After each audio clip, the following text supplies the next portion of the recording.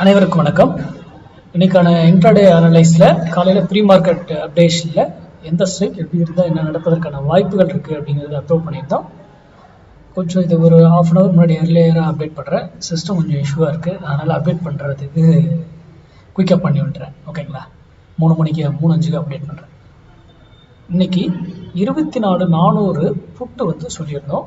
இந்த விலைக்கு மேலே போயிருந்தா இது அப்படின்னு சொல்லியிருந்தேன், என்ன விலைன்றது. அதுக்கு முன்னாடி இன்னைக்கு அனலைஸ்ல சொல்லியிருந்தேன், இன்னைக்கு ஓப்பன் ப்ரைஸ் வெரி வெரி இம்பேக்டடாக இருக்கும் ஓப்பனுக்கு அப்படின்னு சொன்னா பாருங்க. இதுதான் ஓப்பன் ஆன ப்ரைஸ், இங்கே போட்டிருக்கிற லைனு. இறங்கின மார்க்கெட்டு எகைன் போயிட்டு ஓப்பனை இம்பேக்ட் பண்ணிட்டு இருந்துச்சு பார்த்தீங்களா. இது எல்லாமே நம்ம ப்ராக்டிஸ் பண்ணி ஒரு மேக்ஸை எப்படியெல்லாம் நம்ம பயன்படுத்தணுமோ அப்படியெல்லாம் பயன்படுத்தணும். இது ஓப்பன், இதை வைத்து நம்ம ஒன்றும் பண்ண போகிறதில்ல. ஓகேங்களா, இப்போ நம்ம கொடுத்துருந்த லெவல்ஸ் 24,400 புட்டு 198 ரூபாய்க்கு கீழே இருந்தால் தான் நிஃப்டி அப்சைட் ஏறுறதுக்கான வாய்ப்பு. 198 ரூபாய்க்கு மேலே இருந்தால் நிஃப்டி டவுன் சைட் பாசிபிள் அப்படின்னு சொல்லியிருக்கோம். கரெக்டா பாருங்க. இன்னைக்கு காலையில் இங்க இருந்தவர் ஏறிட்டு இறங்கி இங்கிருந்து ஏன் இறங்கினாருன்றதுக்கு உங்களுக்கு விடை தெரியணும் ஃபர்ஸ்ட். அது தெரிஞ்சா இன்னும் பியூட்டி, அதுதான் நம்ம மேக்ஸ்.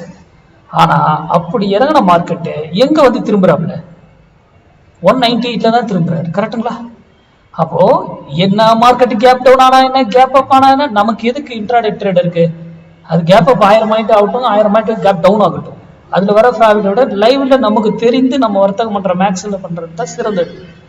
ஏதோ ஒரு நாள் கேப் அப் கேப் டவுன் அந்த மாதிரி பெருசா நடந்துருச்சு அப்படின்னு எல்லா நாளுமே நடக்குமா?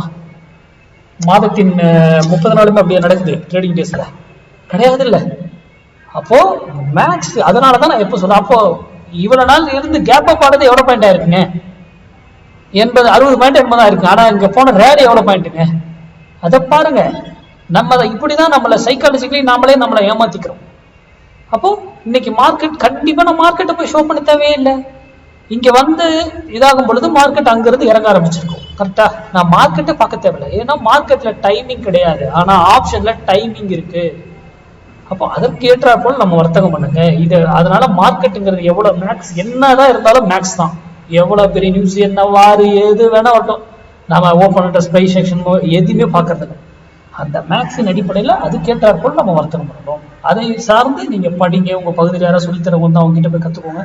அதுக்கப்புறம் நான் வர்த்தகம் பண்ணுங்க. நன்றி, வணக்கம், வாழ்க.